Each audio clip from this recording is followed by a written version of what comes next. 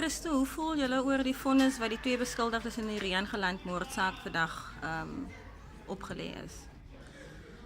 Wel, namens die familie is glad nie tevreden met die uitspraak nie. 8 jaar en 5 jaar onderskeidelik.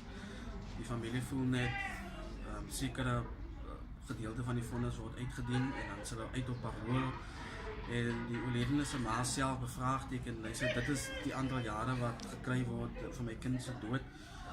Sy voel ook, die familie voel ook hulle het weggekom met moord, alhoewel hulle nie skuldig bevind is aan moord nie, het hulle weggekom met moord, voel die familie. En dan dis definitief 'n uitgemaakte saak dat die familie hierdie aangeleentheid verder sal vat en nie dit aanvaar nie.